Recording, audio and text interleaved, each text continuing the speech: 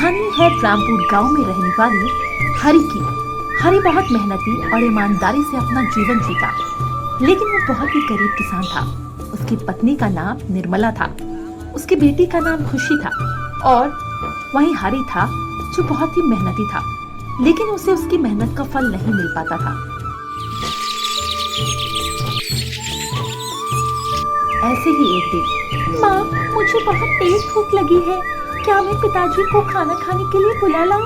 हाँ जाओ बेटा, मैं उन्हें कब से बुला रही हूँ, लेकिन वो है कि मेरी कुछ सुनते ही नहीं है। फिर खुशी हरि को बुलाने के लिए गई। पिताजी अब जल्दी से खाना खाने चलो ना, आप कब से काम कर रहे हो, मुझे बहुत भूख लग रही है। फिर हरि अपनी बेटी खुशी के साथ अपनी पत्नी के पास चला गया और उसकी पत्नी ने सबके लिए खाना परोसा और वो सब खाना खाने लगे। भगवान इस बार यही प्रार्थना है ठीक से बारिश हो, वरना बहुत दिक्कत हो जाएगी। पिछले साल ठीक से बारिश न होने के कारण अपनी मेहनत बर्बाद हो गई थी। बस भगवान इस बार ऐसा बिल्कुल ना हो। इस बार हरि ने निर्मला के सारे गहने बेचकर खेत के लिए बीज और खाद खरीदे थे। उससे उम्मीद थी इस बार उसकी फसल बहुत अच्छी होगी। कुछ महीनों बाद उसके खेत में फसल उग जाती है, लेकिन पकने से पहले ही बारिश न होने की वजह से उसकी फसल सूख जाती है। ये देखकर हरि बहुत दुखी होता है और अपने घर चला जाता है। आप फिक्र मत करो, आप एक बार फिर से कोशिश करो, क्या पता इस बार बारिश हो जाए और अपनी फसल अच्छी हो जाए। इस बार तो तुम्हारे गहने बेचकर बीज और खाद ले आया था, लेकिन अब मैं कहाँ से लेकर आऊँ पैसे बीज और खाद खरीदने के लिए? आप अपने गांव के साहूकार से पैसे उधार ले लो। मेरा उसके पास जाने का बिल्कुल मन नहीं है। आपके पास इसके अलावा कोई और उपाय भी तो नहीं है। फिर थोड़ी ही देर में रात हो जाती है, लेकिन हरि को नींद नहीं आ रही थी, क्योंकि उसे समझ नहीं आ रहा था कि वो पैसों का इंतजाम कैसे करे। हरि को इस तरह सोचते सोचते सुबह हो जाती है। हरि बेचारा ना चाहते हुए भी साहूकार के यहाँ पैसे लेने के लिए चला जाता है। अरे आओ हरि भाई, बताओ कैसे आना हुआ? सेठ जी, मुझे कुछ पैसों की जरूरत थी नए बीज और खाद लाने के लिए। अरे तो इसमें इतना डरने वाली कौन सी बात है, हम तो बैठे ही हैं पैसे देने के लिए। हम तो जरूरतमंद लोगों की सेवा करते हैं। पता है हरि, यही जीना भी क्या जीना है, मुझे भगवान ने चुना ही है तुम लोगों की मदद के लिए। हरि को साहूकार की बातें सुनकर बहुत गुस्सा आ जाता है, लेकिन वो उस समय चुपचाप खड़ा होकर उसकी बातें सुन रहा था, क्योंकि उसे पता था अभी उसकी मदद वही कर सकता है। अरे हरि, क्या सोच रहे हो, बताओ तुम्हें कितने पैसे चाहिए? मालिक, अभी मुझे 10,000 रूपए की जरूरत है। अरे तुम 10,000 रूपए लो या 30,000 लो या 50,000 रूपए लो, लेकिन तुम्हें पता है ना, ब्याज तो पूरे 25% से कम नहीं लगेगा। हरि मजबूर था, इसीलिए उसने साहूकार से पैसे लिए और वहाँ से चला गया। चालू आदमी कहीं का 25% ब्याज ले रहा है, ऊपर से बोल रहा है समाज सेवा कर रहा हूँ। लेकिन दुख तो इस बात का है, भगवान भी ऐसे लोगों की मदद करते हैं। हम जैसे लोग तो इधर उधर ही ठोकरे खाते रहते हैं। फिर हरि बीज और खाद लेकर अपने घर चला जाता है। अगले दिन सुबह होने पर हरि अपने खेत में बीज बो देता है और थोड़ी बारिश भी हो जाती है, जिससे हरि की फसल बहुत अच्छी तैयार हो जाती है। देख रही हो निर्मला, इस बार अपने खेत में कितनी अच्छी फसल हुई है, और इतनी अच्छी फसल होना एक किसानों की जीत होती है।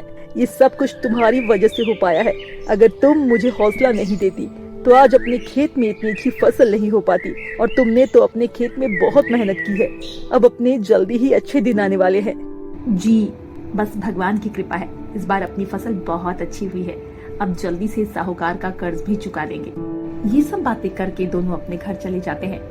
फिर उसी दिन रात को बारिश शुरू हो जाती है। पूरी रात बहुत तेज बारिश होती है।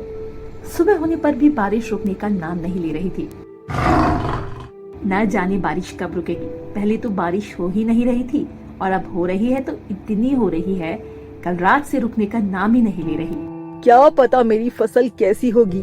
आप बिल्कुल भी चिंता मत करिए, देखना जल्दी ही बारिश रुक जाएगी। फिर आप जाकर अपने खेत की फसल को देखना।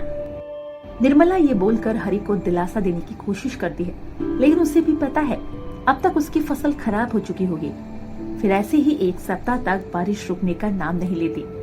एक सप्ताह बाद जब बारिश रुकती है तो हरि सुबह जल्दी ही अपने खेती की ओर अपनी फसल को देखने के लिए निकल जाता है। हरी वहाँ जाकर अपनी फसल को बर्बाद देखकर रोने लगता है। हे भगवान, आप ये कैसा अन्याय कर रहे हो। पहले तो एक बूंद बारिश नहीं हो रही थी और अब हुई तो इतनी जिससे हमारी फसल खराब हो गई। अब मैं अपना कर्ज कैसे चुकाऊंगा? अगर साहूकार को समय से पैसे नहीं दिया तो वो मेरा खेत भी हड़प लेगा। हरी वहाँ से रोता हुआ अपने घर आ रहा था, तभी रास्ते में उसका एक्सीडेंट हो जाता है। उसे गांव के अस्पताल में ले जाया जाता है। जी आप बिल्कुल चिंता मत कीजिए, मैं हूं ना, सब संभालूंगी। आप सिर्फ अपना ख्याल रखिए। आपका साथ होना मेरे लिए बहुत बड़ी बात है, बस आप मेरा साथ मत छोड़िए। निर्मला भी साहूकार के यहाँ जाकर उससे पैसों की भीख मांगती है। सेठ जी, इस बारिश ने अपने पूरे गांव की फसल खराब कर दी है।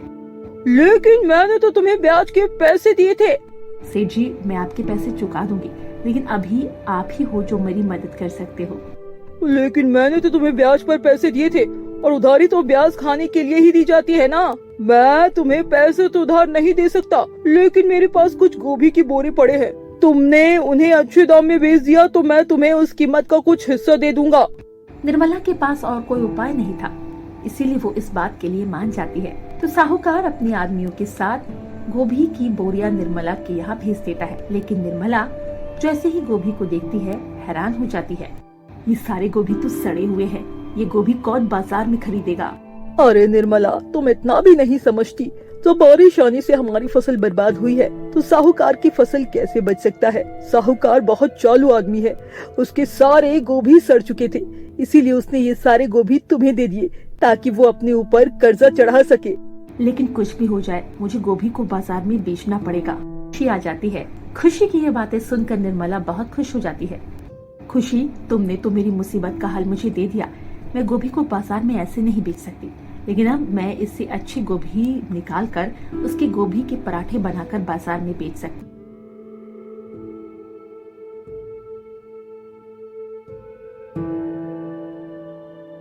फिर अगले ही दिन से निर्मला बाजार में गोभी के पराठे बनाकर बेचने लगती है। कुछ ही दिनों में उस गांव में निर्मला के गोभी के पराठे बहुत मशहूर हो जाते हैं। ये सब देखकर साहूकार को बहुत जलन होती है। अरे इस तरह तो ये निर्मला मेरा सारा कर्जा चुका देगी। मुझे क्या पता था सड़े हुए गोभी को इस तरह भी इस्तेमाल कर सकती है, वरना मैं ऐसे गोभी कभी नहीं देता।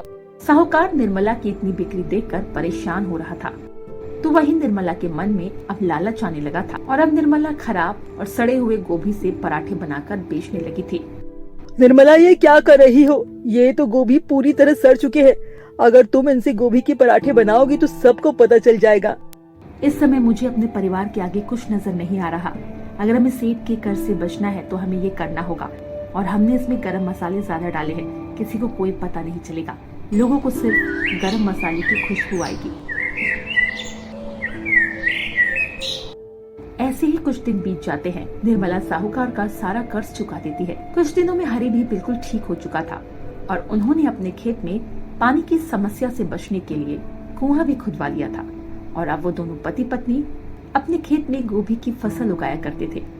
हरी गोभियों को बाजार में बेचा करता। जैसे ही गोभी खराब होने लगती, निर्मला उसी गोभी के पराठे बनाकर बेचा करती थी। कुछ दिनों बाद साहूकार गांव के कुछ लोगों को बहला फुसलाकर हरी के यहाँ लेकर जाता है। गांव वालों, अब तुम इस निर्मला के घर की तलाशी लो और देखो कि इस सड़े हुए गोभी से पराठे बनाकर बेचती है।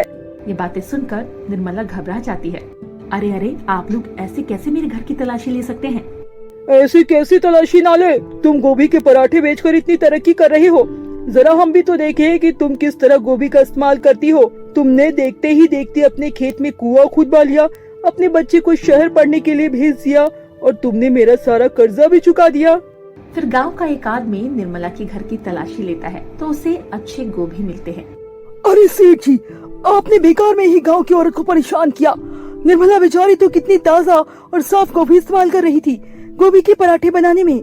आप सबको पता है ये सेठ कैसा है। मैं ये चाहता था कि मैं इसका कर्ज ना चुका पाऊँ और ये मेरी जमीन हड़प ले, लेकिन मैंने ऐसा होने नहीं दिया।